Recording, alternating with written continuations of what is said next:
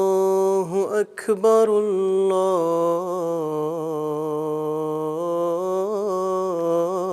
الله أكبر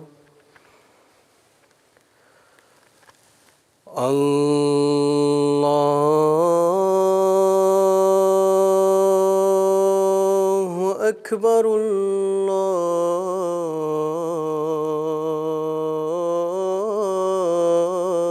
الله أكبر أشهد أن لا إله إلا الله أشهد أن لا إله إلا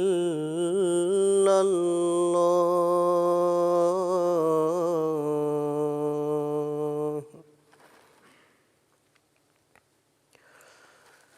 أشهد أن محمدًا رسول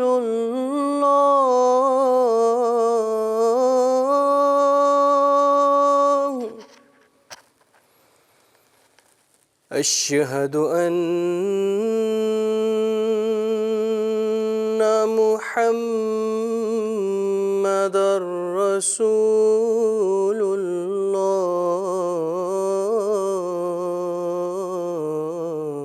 الله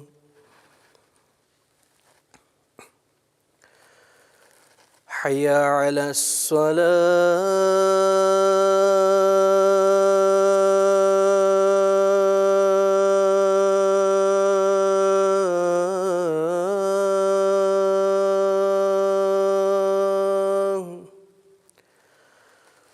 حي على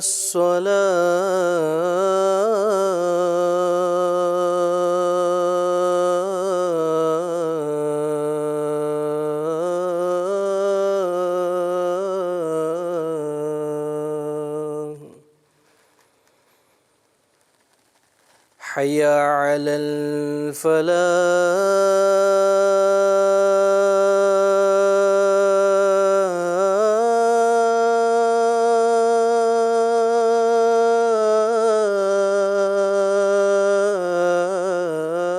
الفلاح حي على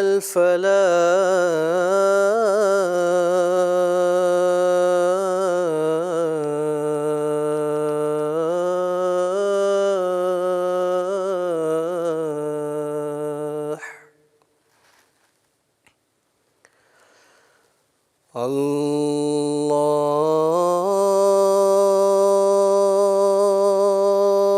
الله أكبر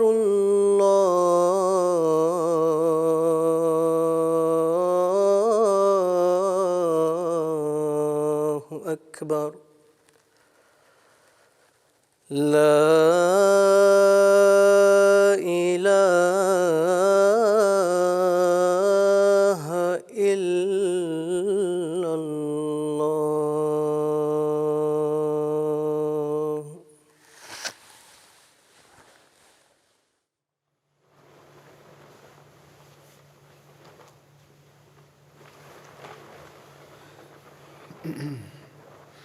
السلام عليكم ورحمة الله.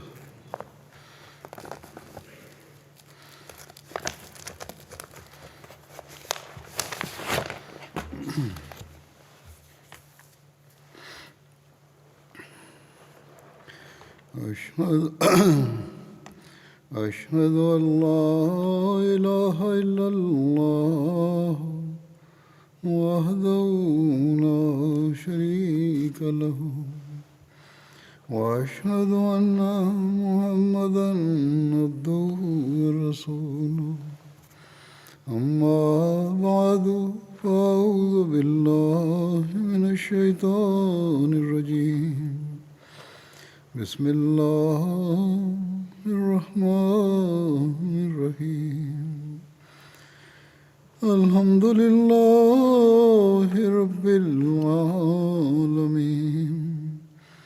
الرحمن الرحيم مالك يوم الدين إياك نعبد وإياك نستعين اهدنا الصراط المستقيم صراط الذين أنعمت عليهم غير المغضوب عليهم ولا الضالين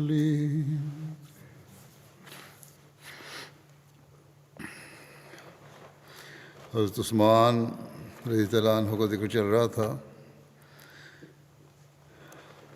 حضرت عثمان کا کیا مقام تھا, صحابہ ان کو کس طرح دیکھتے تھے, حضرت صلی اللہ علیہ وسلم کی زندگی میں بھی اور اس کے بعد بھی. اس بارے میں روایت ہے, نافع نے حضرت ابن عمر رضی اللہ عنہ سے روایت کی ہے. انہوں نے کہا کہ نبی صلی اللہ علیہ وسلم کے زمانے میں ہم لوگوں میں سے ایک دوسرے سے بہتر ایک کو دوسرے سے بہتر قرار دیا کرتے تھے اور سمجھتے تھے کہ حضرت ابوبکر سب سے بہتر ہیں, پھر حضرت عمر بن خطاب, پھر حضرت عثمان بن عفان رضی اللہ عنہ. بخاری کی روایت ہے. اور ایک دوسری روایت بخاری میں اس طرح ہے, نافع نے حضرت ابن عمر رضی اللہ عنہما سے روایت کی کہ انہوں نے کہا کہ ہم نبی صلی اللہ علیہ وسلم کے زمانے میں تھے, کسی کو بھی حضرت ابوبکر کے برابر نہیں سمجھا کرتے تھے, پھر حضرت عمر کے برابر, پھر حضرت عثمان کے برابر, پھر نبی صلی اللہ علیہ وسلم کے صحابہ کو چھوڑ دیتے تھے. ان میں سے کسی کو ایک دوسرے سے افضل نہیں سمجھتے تھے.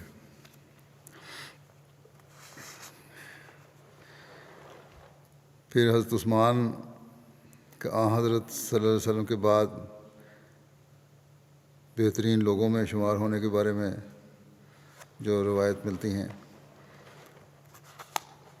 اس میں محمد بن حنفیہ کی روایت ہے.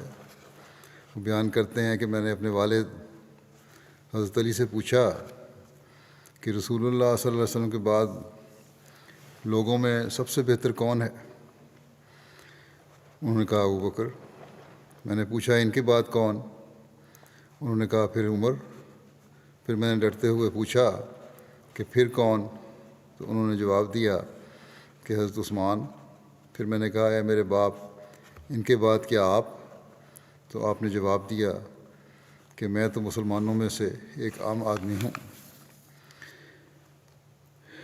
حضرت صلی اللہ علیہ وسلم کو جو حضرت عثمان رضی اللہ عنہ سے تعلق تھا, آپ کی نظر میں ان کا جو مقام تھا, اس کا اندازہ اس بات سے ہوتا ہے کہ حضرت عثمان سے بغض رکھنے والے ایک شخص کا جنازہ حضرت صلی اللہ علیہ وسلم نے نہیں پڑھا.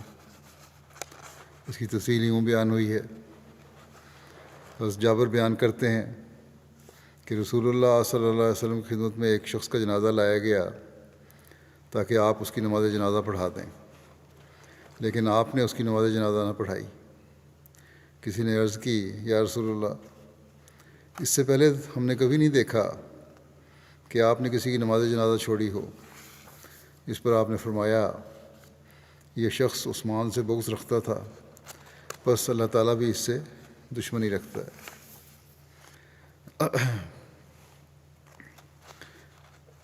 پھر حضرت عثمان کے بارے میں, ان کے انصاف کے بارے میں روایت آتی ہے کہ کس طرح انہوں نے اپنے بھائی کا بھی قصور ثابت ہونے پر ان کو سزا دینے کا کہا. عبید اللہ بن عدی نے بیان کیا حضرت مسور بن مخرمہ اور عبد الرحمن بن اسود بن عبد یغوث دونوں نے مجھے کہا کہ تمہیں کیا بات روک ہے کہ حضرت عثمان سے ان کے بھائی ولید سے متعلق گفتگو کرو، کیونکہ لوگوں نے اس کے متعلق بہت کچھ آمگوئیاں کی ہیں بعض غلط باتوں کی وجہ سے۔ تو میں حضرت عثمان کے پاس گیا، وہ نماز کے لیے باہر آئے۔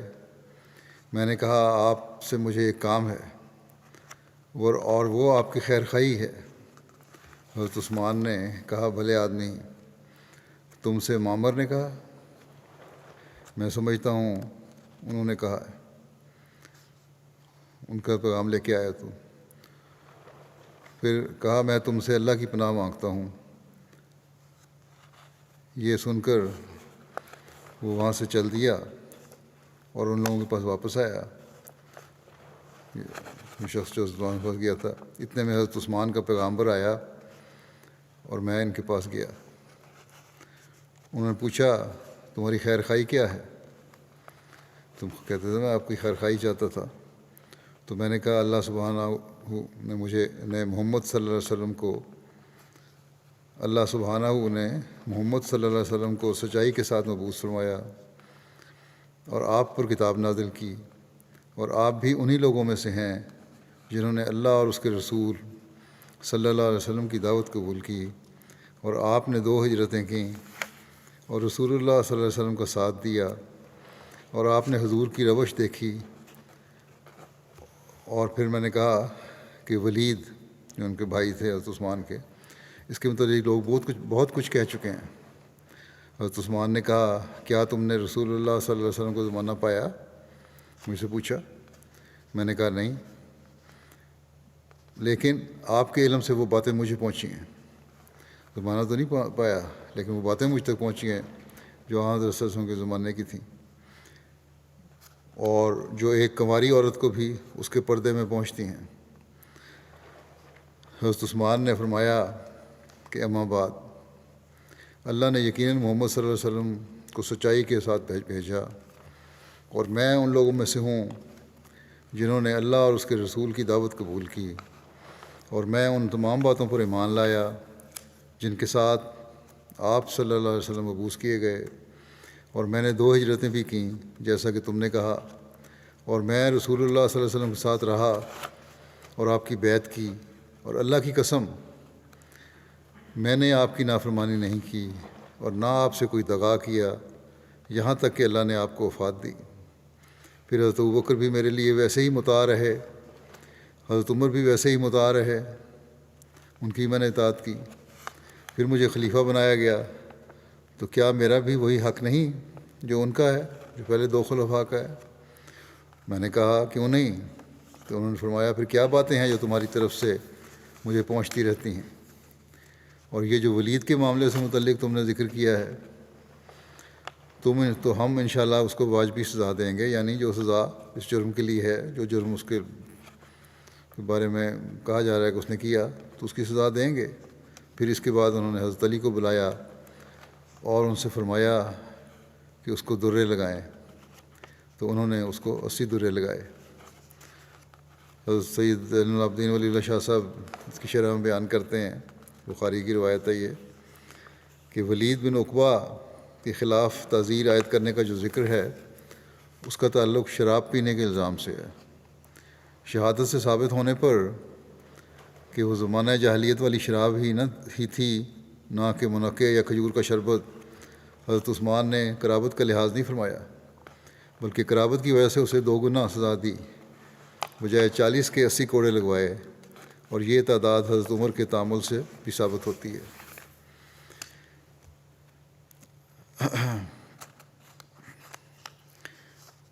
پھر ایک روایت میں آتا ہے عطا بن یزید نے انہیں خبر دی کہ حمران نے، جو کہ حضرت عثمان کے آزاد کردہ غلام تھے، انہیں بتایا کہ انہوں نے حضرت عثمان بن عفان کو دیکھا کہ انہوں نے ایک برتن منگوایا اور اپنے دونوں ہاتھ 3 بار پانی ڈال کر دھوئے، پھر اپنا دایاں ہاتھ برتن میں ڈالا اور کلی کی اور ناک صاف کیا، پھر اپنا منہ اور اپنے دونوں ہاتھ کونیوں تک 3 بار دھوئے، پھر اپنے سر کا مسح کیا، پھر اپنے دونوں پاؤں ٹخنوں تک 3 بار دھوئے، پھر کہا رسول اللہ صلی اللہ علیہ وسلم فرماتے تھے کہ جس نے میرے اس وضو کی طرح وضو کیا اور پھر اس طرح 2 رکعتیں پڑھیں کہ ان میں اپنے نفس سے باتیں نہ کیں، تو جو گناہ بھی اس سے پہلے ہو چکے ہیں ان سب سے اس کی مغفرت کی جائے گی۔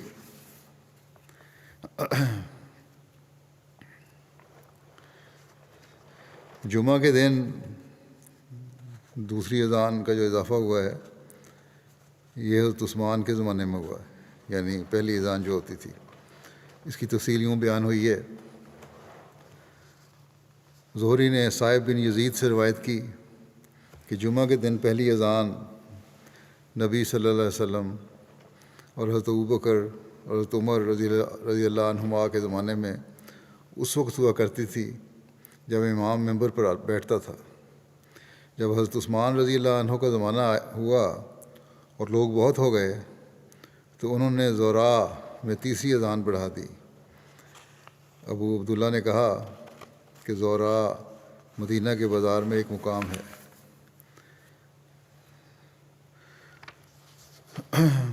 فقہ احمدیہ میں بھی اس کے متعلق لکھا ہوا ہے حدیث کے حوالے سے کہ حضرت صلی اللہ علیہ وسلم اور حضرت ابوبکر اور حضرت عمر رضی اللہ عنہما کے زمانے میں جمعے کے دن ممبر کے پاس جو یقیناً مسجد کے اندر رکھا ہوا تھا ایک ہی اذان دی جاتی تھی۔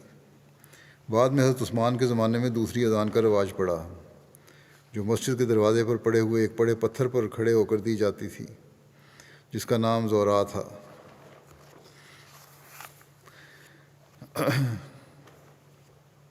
صحیح بخاری کی شرح نعمت الباری میں اس حدیث کی شرح میں لکھا ہے، ابن شہاب زہری نے صاحب سے روایت کی ہے کہ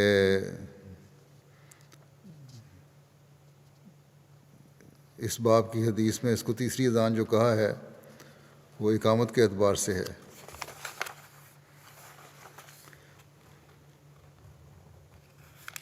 یہ پہلے 2 اذانیں تھیں، تیسری اذان دلوائی جاتی تھی۔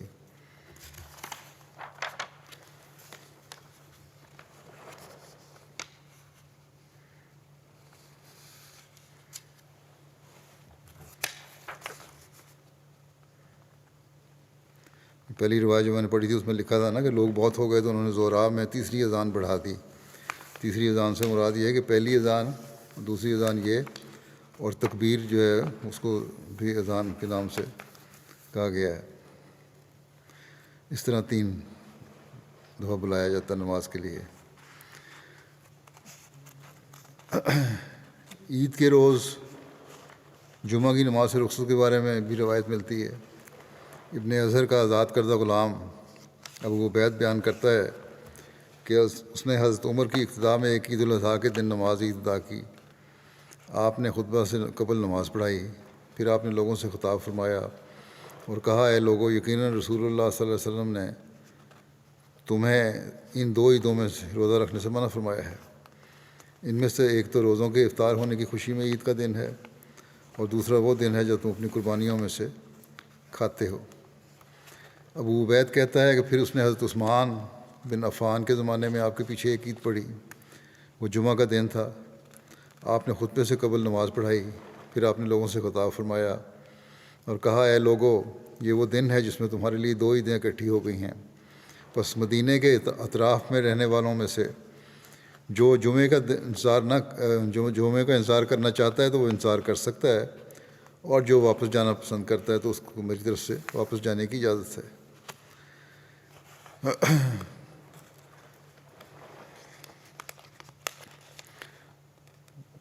فقہ احمدیہ میں ایک چیز جو لکھی گئی ہے اس سے مجھے تو ابھی تک کوئی واضح اس کے ثبوت نہیں ملے۔ وہاں یہ لکھا ہوا ہے کہ اگر جمعہ اور عید ایک روز جمع ہو جائیں تو عید کی نماز کے بعد نہ جمعہ پڑھا جائے اور نہ ظہر، بلکہ عصر کے وقت میں عصر کی نماز پڑھی جائے۔ چنانچہ عطا بن رباح کہتے ہیں کہ ایک بار جمعہ اور عید الفطر دونوں ایک دن میں اکٹھے ہو گئے۔ حضرت عبداللہ بن زبیر نے فرمایا، ایک دن میں 2 عیدیں جمع ہو گئی ہیں، ان کو اکٹھا کر کے پڑھا جائے گا۔ چنانچہ آپ نے دونوں کے لیے 2 رکعتیں دوپہر سے پہلے پڑھیں۔ اس کے بعد عصر تک کوئی نماز نہ پڑھی، یعنی اس دن صرف نماز عصر ادا کی گئی۔ اس بارے میں ابھی مزید تحقیق کی ضرورت ہے. اس کے لیے مسیح رابع نے بھی یہ فرمایا تھا اور تحقیق کی تھی. پہلے ان کا خیال تھا کہ نہیں ضرورت، پھر کیونکہ کوئی اور ایسی روایات نہیں ملیں جو براہ راست آن صلی اللہ علیہ وسلم کے تعامل سے یا عمل سے ثابت ہوتی ہوں کہ جب کہ ظہر کی نماز بھی چھوڑی گئی ہو. یہی ایک روایت ہے جو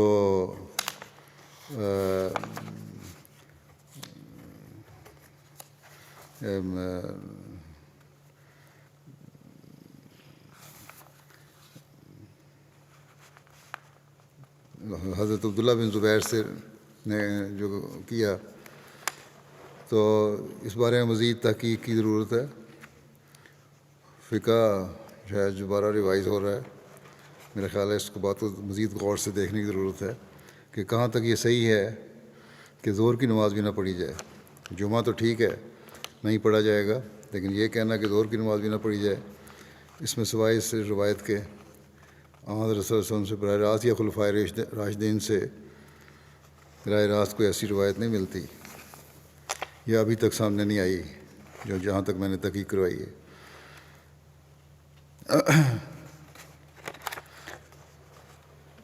جمعہ کے دن غسل کے بارے میں روایت ہے. حضرت ابو ہریرہ کہتے ہیں کہ حضرت عمر بن خطاب جمعہ کے دن لوگوں کو خطبہ دے رہے تھے کہ حضرت عثمان بن عفان داخل ہوئے، تو حضرت عمر نے ان کے متعلق اشارتاً فرمایا لوگوں کو کیا ہو گیا ہے کہ وہ اذان کے بعد بھی دیر سے آتے ہیں. اس پر حضرت عثمان نے کہا اے امیر المومنین، میں تو اذان سنتے ہی وضو کر کے چلا آیا ہوں. حضرت عمر نے کہا صرف وضو؟ کیا آپ نے رسول اللہ صلی اللہ علیہ وسلم کو فرماتے ہوئے نہیں سنا کہ جب تم میں سے کوئی جمعہ کے لیے آئے تو چاہیے کہ وہ غسل کرے؟ اگر پانی میسر ہے، سہولتیں میسر ہیں تو غسل کرنا ضروری ہے.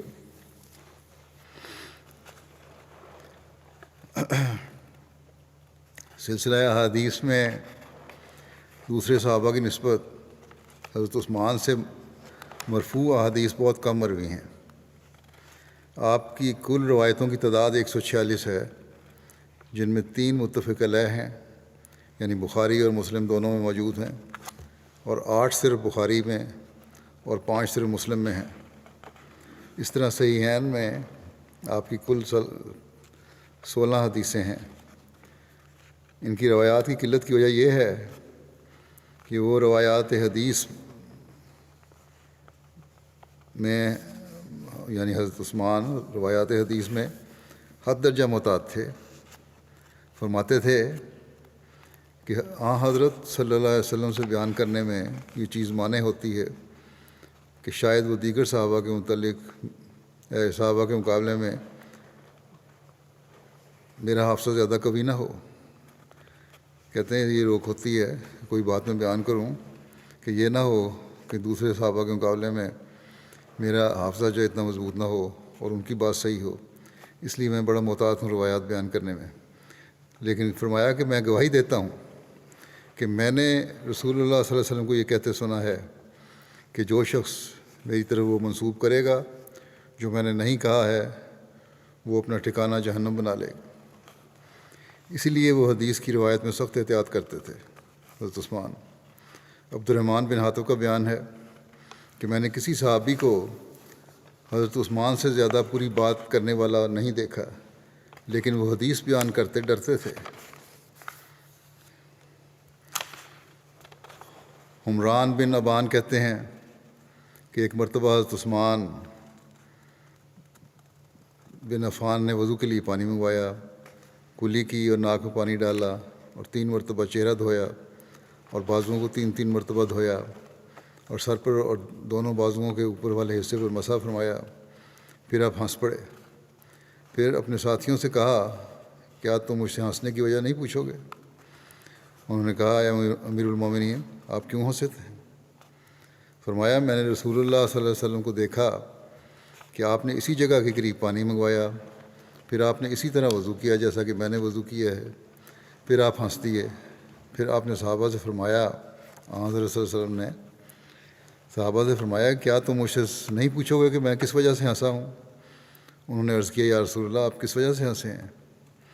آپ نے فرمایا انسان جب وضو کا پانی منگوائے اور اپنا چہرہ دھوئے تو اللہ اس کے تمام گناہ معاف فرما دیتا ہے جو چہرے سے ہوتے ہیں، پھر جب وہ اپنے بازو دھوتا ہے تب بھی وہ ایسا ہی ہوتا ہے، پھر جب وہ اپنے سر کا مسح کرتا ہے تب بھی ایسا ہی ہوتا ہے، اور جب وہ اپنے پاؤں پاک کرتا ہے تب بھی ایسا ہی ہوتا ہے۔ یہ روایت اصل میں تو پہلی وضو والی روایت کے ساتھ ہی بیان ہونی چاہیے تھی، بہرحال اب بیان ہو گئی۔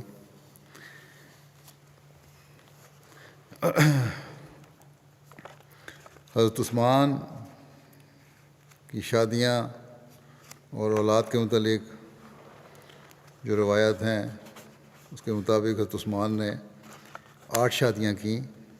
یہ سب شادیاں اسلام قبول کرنے کے بعد کیں۔ آپ کی ازواج اور اولاد کے نام درج ذیل ہیں۔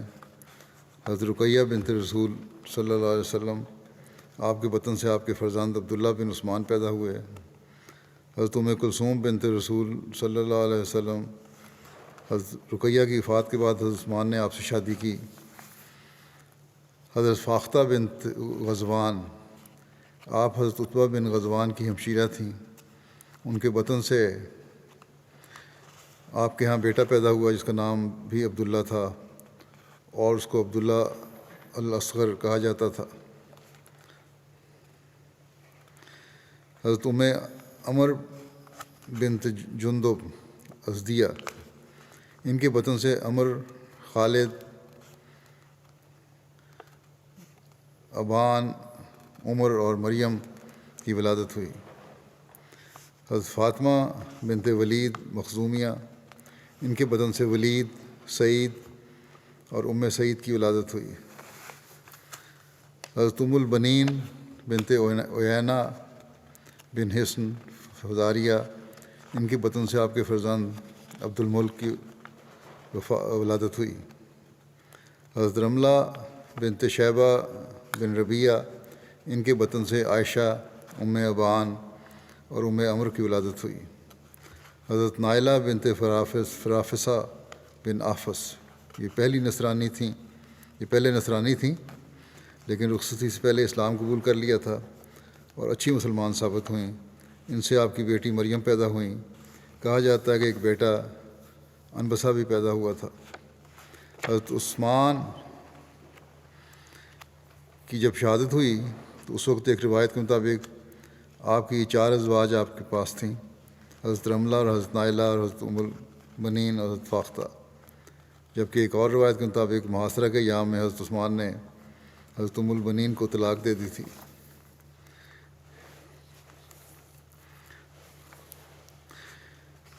حضرت خلیفۃ المسیح اول سورہ نور کی تفسیر کرتے ہوئے بیان فرماتے ہیں، اللہ تعالیٰ فرماتا ہے کہ ایک نور معرفت کا ہوتا ہے جس سے بھلے برے کی تمیز ہوتی ہے۔ وہ نور ان گھروں میں ہوتا ہے جن گھروں میں صبح شام اللہ تعالیٰ کا ذکر ہوتا ہے۔ وہاں جو لوگ رہتے ہیں وہ تاجر ہیں، ان کے گھر چھوٹے ہیں، مگر کسی دن اللہ ان کے گھروں کو بڑا بنا دے گا۔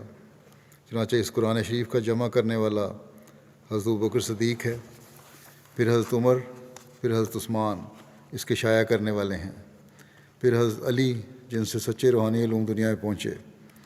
حضرت خلیفہ اول کہتے ہیں کہ میں نے بھی خود بلا واسطہ حضرت علی سے قرآن کے بعض معارف سیکھے ہیں۔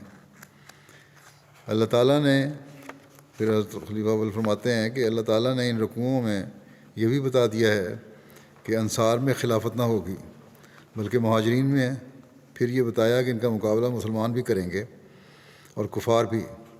چنانچہ حضرت ابوبکر کی مخالفت اسی طرح ہوئی، بعض لوگ خلافت کے قائل نہ تھے۔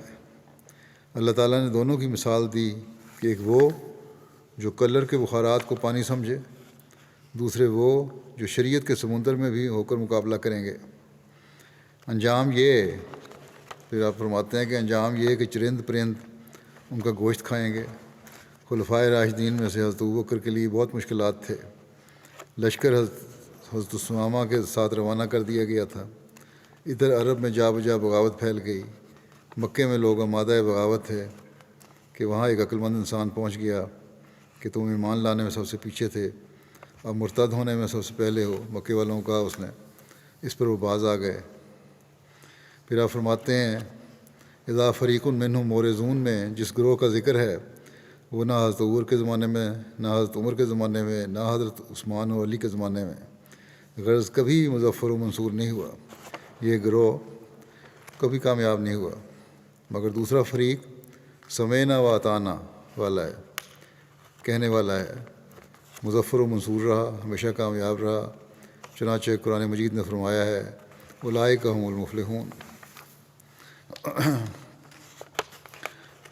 حضرت مسیح موعود علیہ السلام بیان فرماتے ہیں کہ میں تو یہ جانتا ہوں کہ کوئی شخص مومن اور مسلمان نہیں بن سکتا جب تک ابوبکر، عمر، عثمان، علی رضوان اللہ علیہم اجمعین کا سا رنگ پیدا نہ ہو۔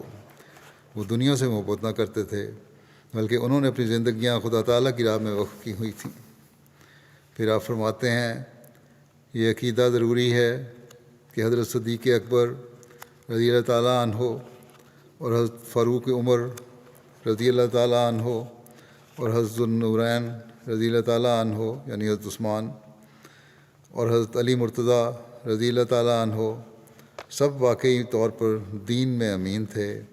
ابوبکر رضی اللہ تعالیٰ عنہ جو اسلام کے عدم ثانی ہیں، اور ایسا ہی حضرت عمر فاروق اور حضرت عثمان رضی اللہ تعالیٰ عنہما اگر دین میں سچے امین نہ ہوتے تو آج ہمارے لیے مشکل تھا جو قرآن شریف کی کسی ایک آیت کو بھی من جانب اللہ بتا سکتے۔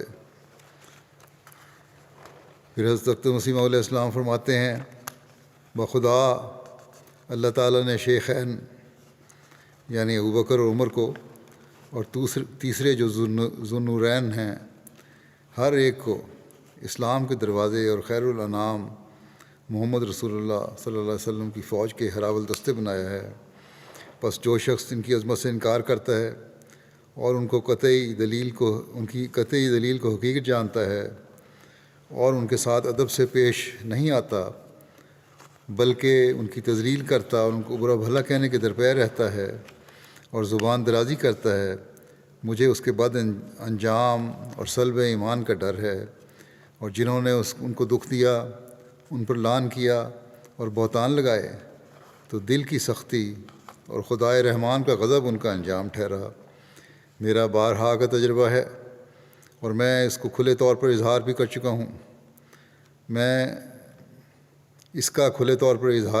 ہوں، کہ ان سادات سے بغض و کینہ رکھنا برکات ظاہر کرنے والے اللہ سے سب سے زیادہ قطع تعلقی کا باعث ہے، اور جس نے بھی ان سے دشمنی کی تو ایسے شخص پر رحمت اور شفقت کی سب راہیں بند کر دی جاتی ہیں اور اس کے لیے علم و عرفان کے دروازے وا نہیں کیے جاتے، اور اللہ تعالیٰ انہیں دنیا کی لذات و شہوات میں چھوڑ دیتا ہے اور نفسانی خواہشات کے گڑھوں میں گرا دیتا ہے اور اسے اپنے آستانے سے دور رہنے والا اور محروم کر دیتا ہے۔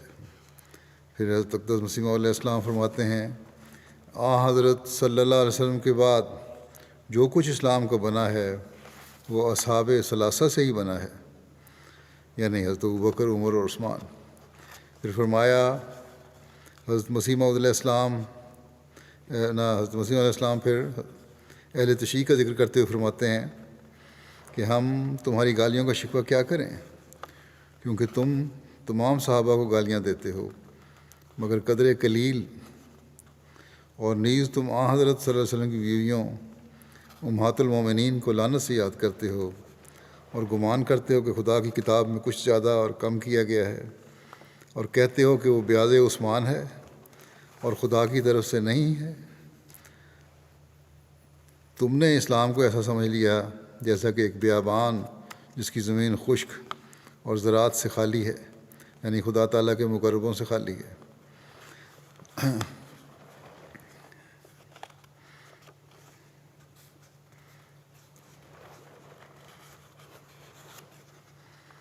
پھر فرمایا پس کون سی عزت تمہارے ہاتھوں سے باقی رہی اے ہاتھ سے نکلنے والوں۔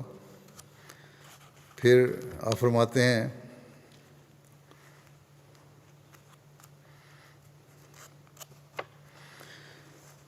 مجھے میرے رب کی طرف سے خلافت کے بارے میں ازروئے تحقیق تعلیم دی گئی ہے، اور محققین کی طرح میں نے اس حقیقت کی تہہ تک پہنچ گیا، اور میرے رب نے مجھ پر یہ ظاہر کیا کہ صدیق اور فاروق اور عثمان رضی اللہ عنہم نیکوکار و مومن تھے اور ان لوگوں میں سے تھے جنہیں اللہ نے چن لیا اور جو خدائے رحمان کی عنایات سے خاص کیے گئے، اور اکثر صاحبان معرفت نے ان کے محاسن کی شہادت دی۔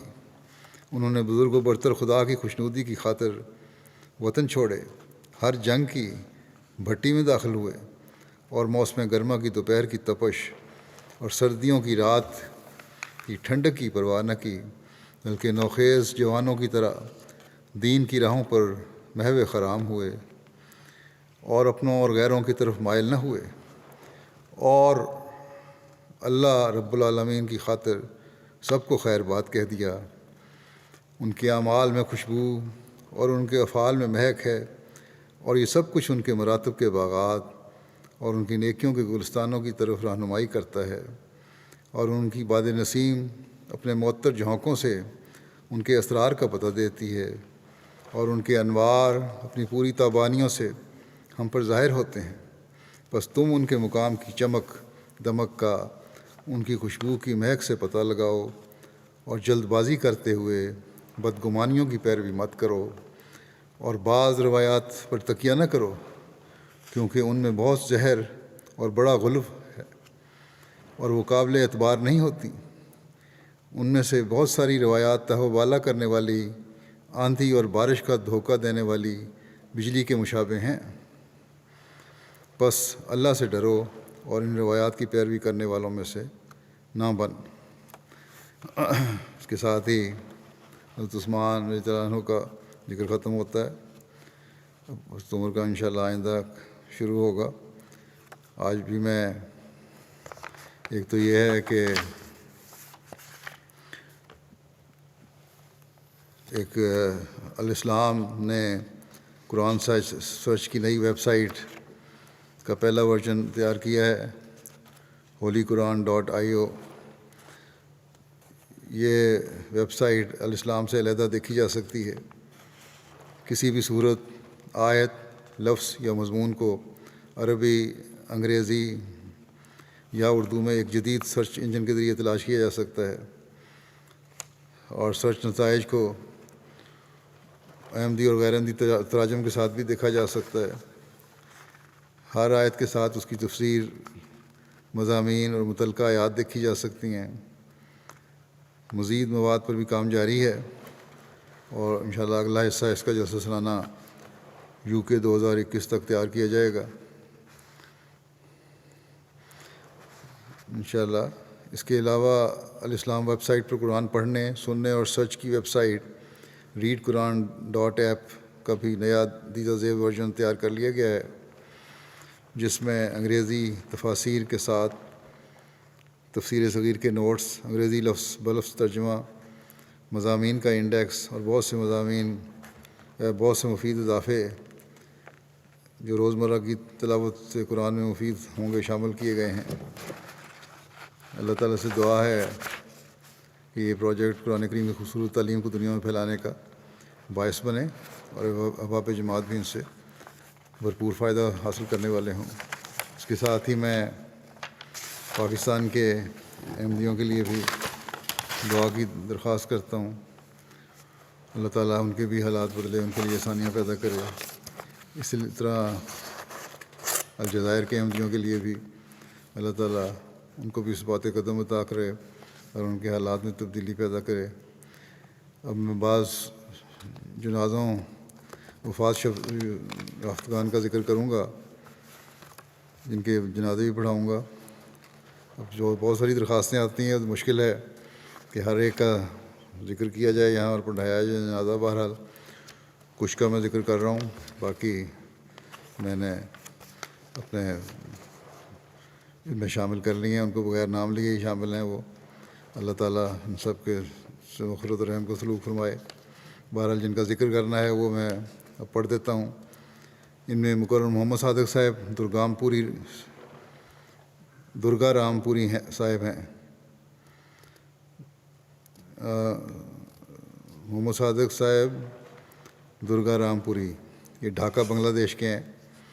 14 نومبر 2020 کو 75 سال کی عمر میں وفات پا گئے. انا للہ و انا الیہ راجعون. مرحوم نے دیگر عہدوں کے علاوہ لمبا عرصہ تک نیشنل سیکرٹری وقف نو کے طور پر خدمت کی توفیق پائی. واقفین نو اور والدین کے ساتھ کلاسز کے اہتمام کے لیے دور دراز کی جماعتوں کا باقاعدہ دورہ کیا کرتے تھے. اور باقاعدگی سے مسجد جایا کرتے تھے. بیماری جب تک انہوں نے بیماری نے مجبور نہیں کیا ان کو. مرحوم موسی تھے اور ان کے پسماندگان میں اہلیہ کے علاوہ 3 بیٹے اور 1 بیٹی شامل ہیں. اگلے ہیں خاتون ہیں مختارہ بی بی صاحبہ، اہلیہ رشید احمد اٹھوال صاحب دارالیمن روا. یہ نعیم باجوہ صاحب پرنسپل جامعہ مبشرین برکینا فاسو کی ساس ہیں. 16 جنوری کو ان کی وفات ہوئی. انا للہ و انا الیہ راجعون. لجنہ دارالیمن غربی کی مجلس عاملہ میں مجموعی طور پر 17 سال ان کو خدمت کی توفیق ملی.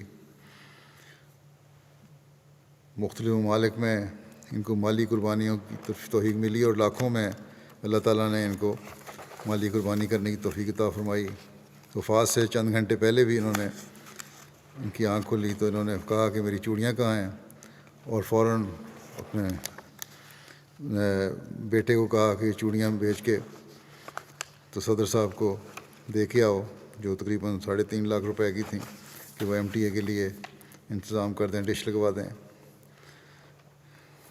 پھر ان کے 2 بیٹے 1995 میں جرمنی میں کار کے حادثے میں وفات پا گئے تھے. بڑے حوصلے سے صدمہ برداشت کیا اور کبھی اس حادثے کا ذکر نہیں کیا، نہ شکوہ کیا. اس صدمے کو اللہ تعالیٰ کی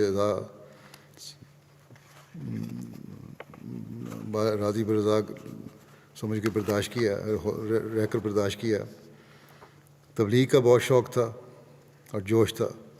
روا کے ارد گرد کے دیہات میں تبلیغ کے لیے دور دور تک نکل جاتی تھیں. قرآن مجید سے عشق تھا. خود قرآن کریم کی تلاوت کرنے باقاعدگی سے کرنے کے علاوہ محلے کے بچوں کو قرآن مجید اور یسر قرآن پڑھایا. ان کے موسیہ تھیں، مرحومہ موسیہ بھی تھیں. میاں کے علاوہ 1 بیٹا اور 4 بیٹیاں شامل ہیں. 3 بیٹیاں لندن میں ہیں، 1 برکینا فاسو میں ہے. یہاں بھی جو بیٹیاں ہیں وہ جماعت کا کام کر رہی ہیں. اللہ تعالیٰ مرحوموں سے مغفرت کا سلوک فرمائے. اگلا جنازہ ہے منظور احمد شاہ صاحب، جو 17 جنوری کو 82 سال کی عمر میں وفات پا گئے. انا للہ و انا الیہ راجعون. خاندان میں احمدیت آپ کے والد حضرت میاں عبدالکریم صاحب صحابی حضرت مسیح علیہ السلام کے ذریعے سے 1903 میں آئی تھی، جب حضرت مسیح علیہ السلام کرم دین کے مقدمے کے سلسلے میں جہلم تشریف لے گئے تھے. شاد صاحب 1956 میں کراچی منتقل ہوئے. پھر وہاں بطور قائد ضلع کراچی خدمت کی توفیق ملی اور بڑا اچھا کام کیا انہوں نے وہاں خدام الاحمدیہ میں. پھر صدر جماعت ڈریگ روڈ کالونی اور نائب امیر کراچی کے طور پر خدمت کی توفیق ملی.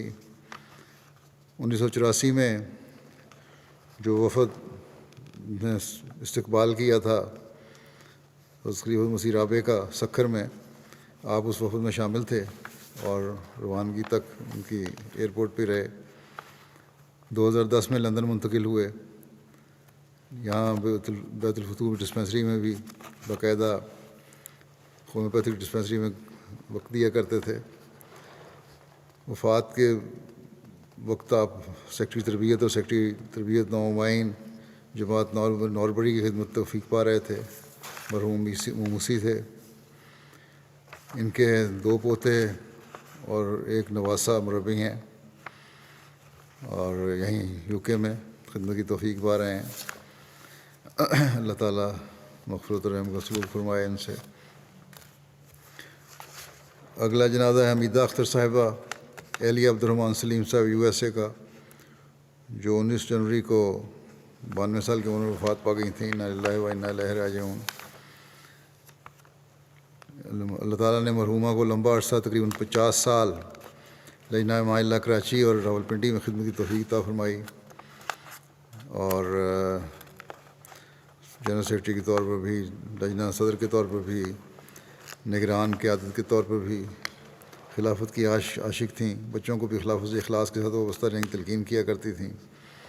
تمام عمر نمازوں کی پابند اور تہجد گزار رہیں. قرآن کو پڑھنے اور پڑھانے کا خاص اہتمام کرتی تھیں اور اپنے بچوں کو بھی قرآن کریم پڑھایا. ان کو عمرہ کی سعادت بھی ملی. مرحومہ موسیہ تھیں. پسمان خان میں 5 بیٹے اور 2 بیٹیاں ہیں. آج آپ کی اولاد میں سے بھی کئی خادم دین ہیں اور جماعت کے مختلف حیثیت سے خدمت کی توفیق پا رہے ہیں. ڈاکٹر عبدالسلام صاحب ہیں, ڈاکٹر خلیق ملک صاحب ہیں, اچھی خدمت کر رہے ہیں. اللہ تعالیٰ مرحومہ سے مغفرت اور رحم کا سلوک فرمائے. اگلا جنازہ ہے مکرم ناصر پیٹر لوتسین صاحب, جرمن احمدی ہیں, جو 20 جنوری کو وفات پا گئے تھے. انا للہ و انا الیہ راجعون. ان کی بیٹی بیان کرتی ہیں کہ 1983 کے ایک روز میرے والدین ہنوور شہر کے مرکزی بازار سے گزر رہے تھے کہ ان کی نظر ایک سٹال پر پڑی جو محض ایک میز پر مشتمل تھا اور جس پر چند تعارفی کتب پڑی تھیں, اور اس کے پیچھے ایک دو غیر ملکی نوجوان کھڑے تھے. ان سے آپ کا تعارف ہوا تو پتہ چلا کہ یہ اسلام کی نمائندہ جماعت احمدیہ کا تبلیغی اسٹال ہے. چنانچہ ان نوجوانوں سے سوالات بھی کیے, لٹریچر بھی ساتھ لے لیا. لٹریچر پڑھنے کے بعد انہوں نے دوبارہ ان لوگوں سے رابطہ کر کے ملاقات کی. ان تینوں احمدیوں نے انہیں اپنے ہاں کھانے پہ بلایا. رمضان کا مہینہ تھا تو کہتی ہیں کہ افطاری پر میرے والدین ان کے گھر گئے. ان لوگوں نے فرش پر پرانے اخبار بچھا کر کھانا لگایا ہوا تھا. کوئی جگہ نہیں تھی بیٹھنے کی. نیچے زمین پر بیٹھ کے قالین پہ ساتھ اخبار بچھایا گیا, اس پہ کھانا لگایا ہوا تھا. کھانا بڑا پسند آیا میرے والدین کو, اور لیکن اس سے زیادہ ان لوگوں کی سادگی اور مہمان نوازی ان کو محسوس ہوئی. اس کا مزہ زیادہ آیا. پھر کہتے ہیں کھانے کے بعد بھی گفتگو ہوئی. پھر گھر آنا جانا شروع ہوا, اور چند مہینوں تک مطالعہ اور تحقیق کرنے کے بعد 1984 میں کہتی ہیں میرے والدین بیعت کر کے جماعت احمدیہ مسلمہ میں شامل ہو گئے. یہ موقع عید کا تھا, اور کہتے ہیں مقامی دوستوں کے ہمراہ محترم ناصر صاحب ہیمبرگ گئے اور بیعت کرنے کی سعادت پائی. ایک جلسے سالانہ پر ان کو تقریر کرنے کا بھی موقع ملا. کہتی ہیں کہ میری والدہ کی مذہب سے خاص دلچسپی تھی, اور سچے مذہب کی تلاش کے شوق نے ان کو احمدیت کی طرف مائل کیا, اور پھر ان کا زندہ خدا سے زندہ تعلق بھی قائم ہوا, اور دعاؤں کی قبولیت کا نشان کئی مرتبہ دیکھا. اور اللہ تعالیٰ بھی کیسے نشان ان کو دکھاتا ہے. کہتی ہیں کہ میری والدہ ایک آنکھ سے معذور تھیں. 1986 میں جلسہ سالانہ UK میں شامل ہوئیں تو اچانک ان کی بینائی کسی حد تک لوٹ آئی. پہلے تو آنکھ بالکل بند تھی, مگر پھر اسی آنکھ سے تھوڑا تھوڑا نظر آنا شروع ہو گیا. اب کہتی ہے کہ جس کی ایک آنکھ بالکل ختم ہو جائے اس کے لیے یہ بات معجزے سے کم نہیں, اور یہ معجزہ 11 سال بینائی سے محروم رہنے کے بعد ہوا, جس کا وہ کہتی ہیں خالص دعا کی وجہ سے اور جلسے میں آ کے دعائیں کرنے کی وجہ سے یہ برکت ملی مجھے. پھر لندن میں ایک جرمن احمدی ختیجہ صاحبہ کے گھر ٹھہرا کرتی تھیں. کہتی ہیں کہ ایک روز میرے والدین کے گھر سے سیر کی غرض سے باہر نکلے تو کچھ دور چلے گئے. واپس آنے کے لیے راستہ بھول گئے. اندھیرا بڑھنے کے ساتھ ساتھ پریشانی بڑھ رہی تھی ان کو. ایک ایسی سڑک پر کھڑے تھے جہاں ٹریفک بہت زیادہ تھی, اور کچھ پتہ نہ تھا کہ یہاں کہاں کھڑے ہیں. جب اندھیرا مزید گہرا ہو گیا اور راستہ بھی گم گیا تو کہتی ہیں میری والدہ نے کہا آؤ دعا کرتے ہیں. ابھی دعا سے فارغ ہوئے ہی تھے کہ دیکھا کہ محترمہ ختیجہ صاحبہ کے داماد اپنی گاڑی کے ساتھ ان کے سامنے کھڑے کہہ رہے تھے کہ آئیں گاڑی میں بیٹھیں, میں آپ کو گھر لے جاؤں. قبولیت دعا کے اس نظارے نے ان کے ایمان کو مزید تازگی اور تقویت بخشی. لائق منیر صاحب ربی جرمنی لکھتے ہیں کہ لتسین صاحب کا سارا خاندان احمدی تھا. اس وقت ہم کہا کرتے تھے کہ یہ واحد جرمن احمدی فیملی ہے. آپ بہت اخلاص رکھنے والے, کم گو اور شریف النفس تھے. مالی قربانی میں بھی لتسین صاحب پیش رہتے تھے. تبلیغی پروگراموں میں لیکچر دیتے تھے۔ ان کے سامنے جب حضرت مسیح علیہ السلام کا نام لیا جاتا تو ان کی آنکھوں میں نمی آ جاتی۔ ایک تبلیغی میٹنگ میں مرحوم نے اسلام کی تعلیمات اس قدر خوبصورت انداز میں پیش کیں کہ ایک 70 سالہ جرمن میرے پاس آئے اور کہنے لگے کہ مجھے اسلام کے بارے میں جیسی معلومات آج ملی ہیں آج سے پہلے کبھی نہیں ملی۔ اللہ تعالیٰ ان سے مغفرت اور رحم کا سلوک فرمائے اور ان کی اولادوں کو بھی احمدیت پر قائم رکھے۔ اگلا جنازہ ہے مکرمہ رضیہ تنویر صاحبہ کینیڈا کا، جو خلیل احمد تنویر صاحب مربی سلسلہ وائس پرنسپل جامعہ ربا کی اہلیہ تھیں۔ 27 جنوری کو 58 سال کی عمر میں وفات پا گئیں کینیڈا میں۔ کینسر کی بیماری تھی انہیں۔ مرحومہ کی بچپن سے ہی دینی کاموں میں بہت شوق تھا جو وفات تک قائم رہا۔ 22 سال دفتر لجنہ معلّہ پاکستان اور دفتر ماہنامہ مصباح میں مختلف شعبوں میں بطور محرر اور اکاؤنٹنٹ خدمت کا موقع ملا ان کو، اور بیماری تک یہ سلسلہ خدمت کا جاری رہا۔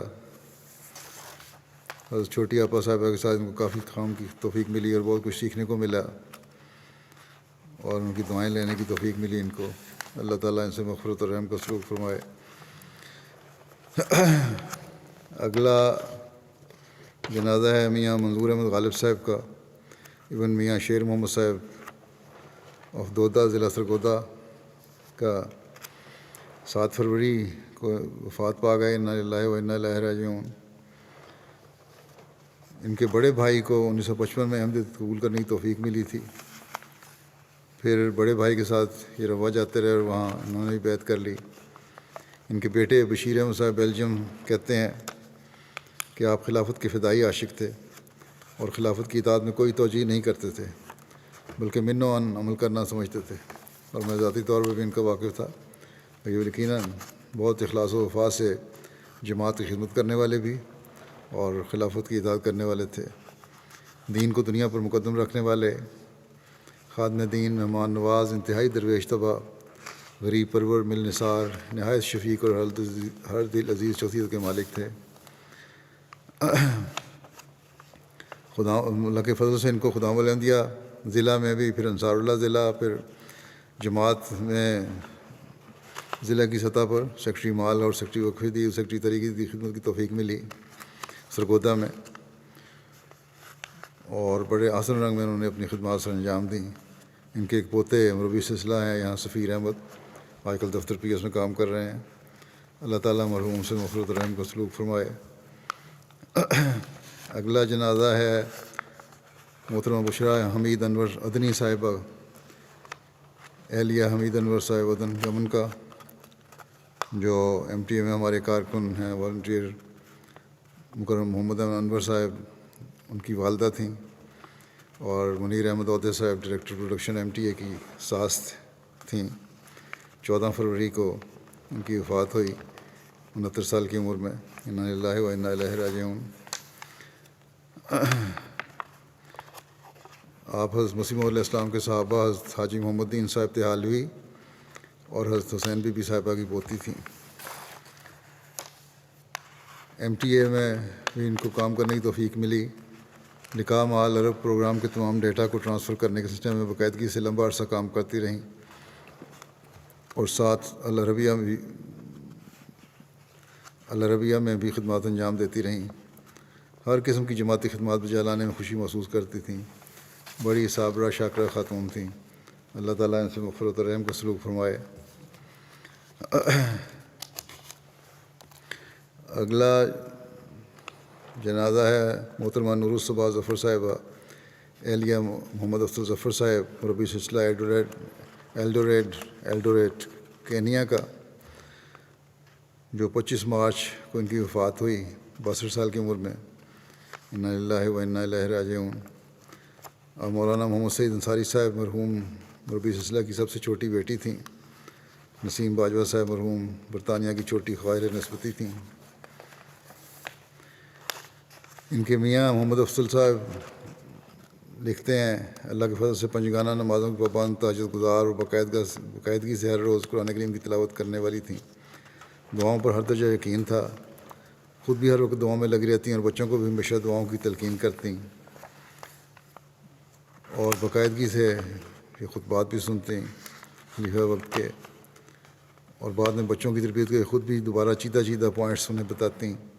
حدیث، تاریخ اور کتب سلسلہ سے ایمان افروز واقعات کثرت سے بچوں کو سناتی ہیں اور ہمیشہ خدمت دین اور خلافت سے وابستہ رہنے کی تلقین کرتے ہیں۔ اللہ کے فضل سے موسیہ تھیں، چندے کی ادائیگی میں ہر درجہ باقاعدہ تھیں، ہر مالی تحریک میں حصہ لیتی تھیں، مہمان نوازی میں اللہ تعالیٰ نے آپ کو بہت زیادہ وسعت قلبی عطا فرمائی ہوئی تھی۔ یہ کہتے ہیں مرحومہ سے میری 21 سالہ رفاقت تھی اور اس میں نہایت ہمدردانہ اور قابل تعریف رہیں۔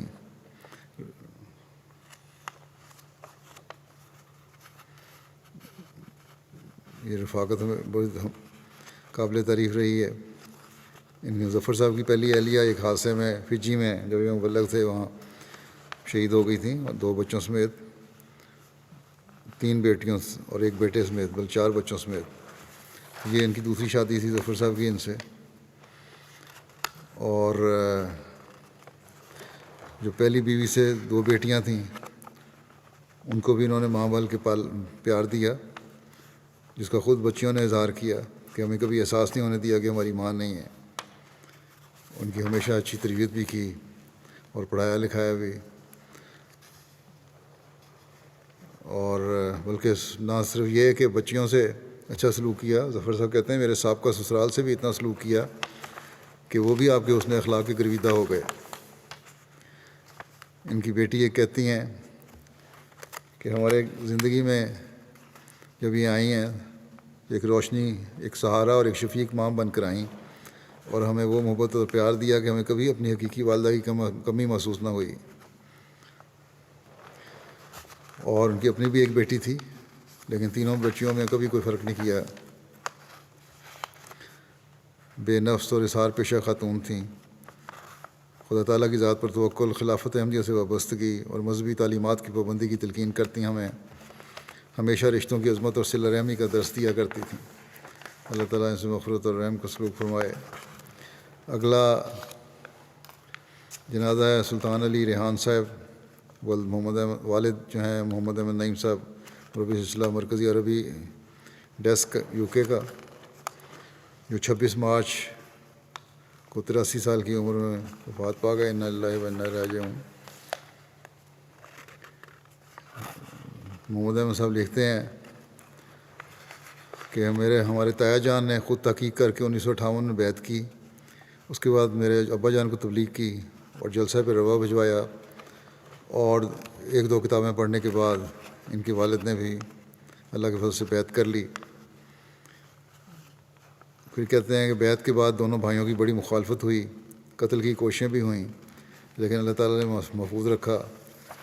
مولوی لوگ گاؤں آ کر کہا کرتے تھے کہ تمہیں 2 لڑکے قتل نہیں ہوتے تمہارے سے، لیکن بہرحال اللہ تعالیٰ اپنی حفاظت فرماتا رہا۔ اور لیکن اس کے باوجود انہوں نے ان غیر احمدی رشتہ داروں سے اور گاؤں والوں سے آخر تک تعلق نبھایا۔ ان کی دشمنی کے باوجود ان سے حسن سلوک کرتے رہے۔ ان کے 2 بیٹے اور 6 بیٹیاں ہیں۔ اللہ تعالیٰ ان سے مغفرت و رحم کا سلوک فرمائے۔ محمد احمد نعیم صاحب بھی اپنے والد کے جنازے پہ نہیں جا سکے۔ پھر اگلا جنازہ ہے مولوی غلام قادر صاحب، مبلغ سلسلہ وقف زندگی افقالہ بن ضلع راجوری صوبہ جموں کشمیر کا، جو 26 مارچ کو 56 سال کی عمر میں وفات پا گئے۔ انا للہ و انا الیہ راجعون۔ مولوی غلام قادر صاحب مرحوم کے خاندان میں احمدیت ان کے دادا مکرم بہادر علی صاحب کے ذریعے آئی تھی۔ اس خاندان کے 13 افراد بفضل تعالیٰ اس وقت جماعت کی خدمت میں مصروف ہیں۔ بطور مبلغ 34 سال 6 ماہ ان کو خدمت کی توفیق ملی۔ مرحوم کا جہاں بھی تقرر ہوا بڑی خندہ پیشانی کے ساتھ اور پوری محنت اور لگن سے تعلیم و تربیت کی ذمہ داری آخر وقت نبھاتے رہے۔ تبلیغ کا اچھا ملکہ رکھتے تھے میدان تبلیغ میں درپیش پریشانیوں اور مخالفتوں کا ڈٹ کر مقابلہ کرنے والے تھے۔ نہایت صابر، شاکر، قناعت، شعار اور نڈر مبلغ تھے۔ عثمان خان میں اہلیہ کے علاوہ 3 بیٹے اور 2 بیٹیاں شامل ہیں۔ ایک بیٹا بشیر الدین قادر جامعہ احمدیہ قادیان کی آخری کلاس میں زیر تعلیم ہے۔ اللہ تعالیٰ مغفرت و رحم کا سلوک فرمائے ان سے۔ اگلا جنازہ ہے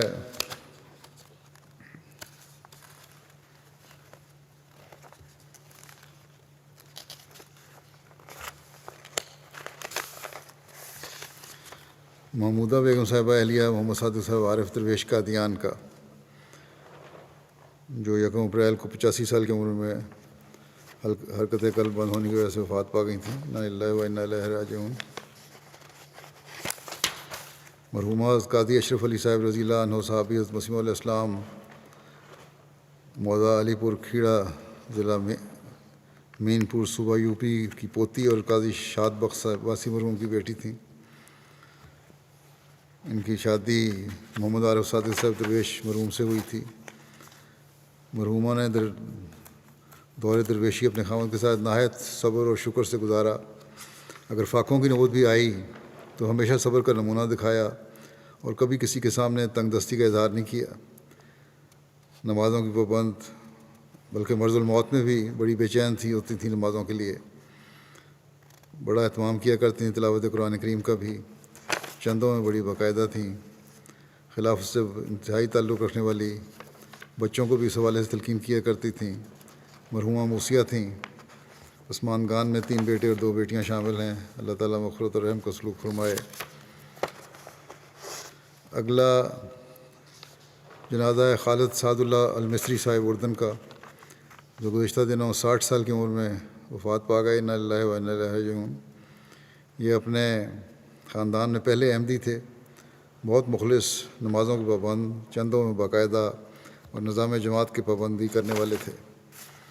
نہایت خوش خلق، مہمان نواز اور ملنسار تھے۔ بہت ٹھنڈی طبیعت والے اور بہت کم گو تھے۔ ان کے لیے خلیفہ وقت کی بات قول فصل کا حکم رکھتی تھی۔ MTA خصوصاً خطبہ جمعہ باقاعدگی سے دیکھتے تھے۔ اللہ تعالیٰ ان سے مغفرت اور رحم کا سلوک فرمائے۔ اگلا جنازہ ہے مکرم محمد منیر صاحب دارالفضل روا کا، جو 1 اپریل کو 73 سال کی عمر میں وفات پا گئے۔ انا للہ و انا الیہ راجعون۔ 1972 میں انہوں نے حضرت خلیفۃ مسیح ثالث رحمہ اللہ تعالیٰ کے ہاتھ پر بیعت کی تھی۔ آپ کا باقی خاندان احمدی نہیں تھا، اس وجہ سے انہوں نے بارہا آپ پر ٹارچر بھی کیا کہ آپ احمدیت چھوڑ دیں۔ بلکہ 2003 میں آپ کو یہ بھی آفر کی گئی کہ اگر آپ احمدیت چھوڑ دیں تو ہم آپ کو اتنا دیں گے کہ آپ کے بچوں کو بھی کمانا نہیں پڑے گا، لیکن یہ احمدیت پر قائم رہے۔ ان کی بیٹی قمر منیر صاحبہ یہاں ہمارے وقف زندگی کارکن اسلام آباد کے ہیں، ان کی اہلیہ ہیں، اور ایک بیٹا طاہر وقاص ہے، وہ بھی وقف زندگی ہے۔ اللہ تعالیٰ مرحوم سے مغفرت و رحم کا سلوک فرمائے۔ بڑے نیک اور مخلص وجود تھے۔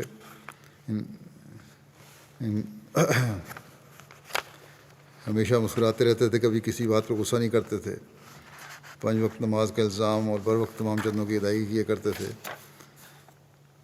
ان کے رشتہ دار ہیں حافظ سعید الرحمن صاحب، کہتے ہیں کہ میرے والد نے انہیں کام سکھایا، کیونکہ غیر احمدی رشتہ دار ان سے سلوک نہیں کرتے تھے، تو ان کے والد کے پاس آ گئے تھے، جو وہیں قریب ہی ان کی دکان تھی۔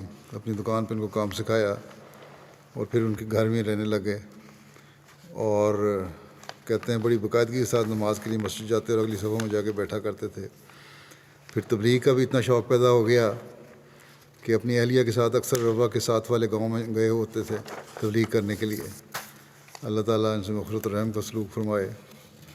اگلا جنازہ ہے ماسٹر نذیر احمد صاحب دارالبرکات روا کا، جو 4 اپریل کو 80 سال کی عمر میں وفات پا گئے تھے۔ انا للہ و انا الیہ راجعون۔ ان کے خاندان میں احمدیت تھا۔ ان کے والد میاں عمر الدین صاحب مرحوم ابن میاں کرم الدین صاحب وفدہ زید کا ضلع سیالکوٹ کے ذریعے سے آئی تھی، جنہوں نے 15 سال کی عمر میں رہنمائی پائی اور 1914 یا 15 کے جلسے میں خلیفہ ثانی کے ہاتھ پہ جا کے بیعت کی۔ خواب کے ذریعے سے ان کو رہنمائی ہوئی تھی۔ پھر ماسٹر نذیر صاحب جب سرگودا میں 99 شمالی میں قیام پذیر تھے، ان کا وہاں اسکول کے اساتذہ کی طرف سے بائیکاٹ کیا گیا. اور ان کے اسی اسکول میں ان کے اپنے بیٹے 9 سالہ بیٹے نصیر احمد کو ایک طالب علم کی طرف سے چاقو کے وار سے زخمی بھی کیا گیا، جس نے اس پر ماسٹر صاحب نے بڑے صبر کا مظاہرہ کیا. بہرحال کچھ عرصے کے بعد یہ بیٹا اس وقت تو بچ گیا تھا، لیکن بخار کی وجہ سے وفات پا گیا. اس بیٹے کی میت کو قبر میں اتارتے ہوئے بڑے صبر اور حوصلے سے انہوں نے فرمایا کہ بیٹا، مجھے فخر ہے کہ تم اپنے جسم پر جماعت کی سچائی کا نشان لے کر جا رہے ہو. جب تک یہ اس گاؤں میں ٹیچر رہے ہیں، وہاں کسی معلم یا مربی کی ضرورت نہیں پڑی تھی، خود ہی یہ فریضہ وظیفہ انجام دیتے تھے. پھر ان کی پوسٹنگ ربوہ کے نزدیک ہو گئی، وہاں ربوہ منتقل ہو گئے پھر آپ، اور وہاں بھی خدمت کرتے رہے. لاتعداد بچوں اور بچیوں کو قرآن مجید پڑھایا. پھر قرآن کریم ترتیل سیکھی ریٹائرمنٹ کے بعد قاری عاشق صاحب سے. پھر محلے میں ترتیل القرآن کی کلاس بھی جاری کی. اور پھر کوشش یہ ہوتی تھی کوئی بچہ یا بچی ایسی نہ ہو جو میٹرک پاس کر چکا ہو اور قرآن نہ پڑھنا آتا ہو. اگر کوئی ایسا ہوتا تو اس کے گھر پہنچ کر اس سے قرآن پڑھاتے. بڑی چھوٹی عمر سے ہی تہجد گزار تھے، اور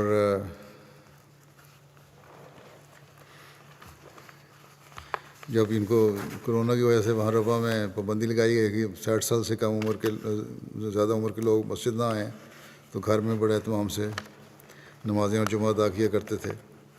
ایک خواب کی بنا پر ان کو یقین تھا کہ میں 80 سال کی عمر میں میری وفات ہوگی، اور ہوا. ان کے 3 بیٹے ہیں، جو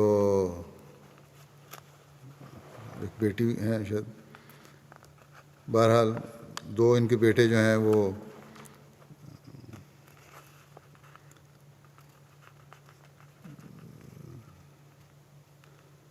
بلکہ 3 بیٹے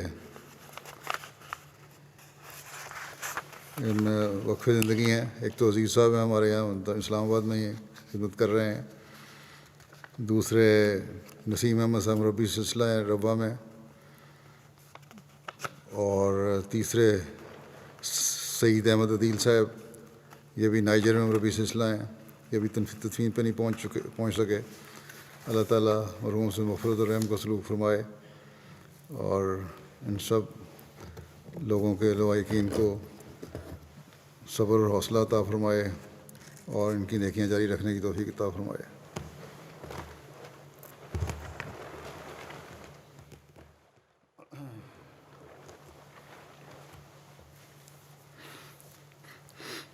الحمد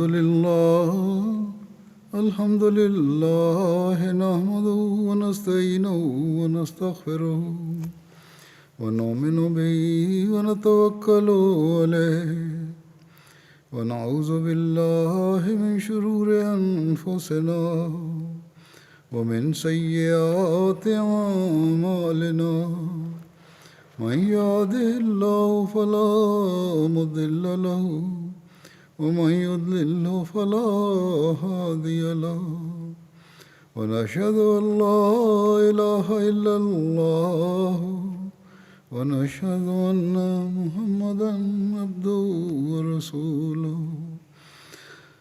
عباد الله رحمكم الله، إن الله يأمر بالعدل والإحسان وإيتاء ذي القربى وينهى عن الفحشاء والمنكر والبغي يعظكم لعلكم تذكرون.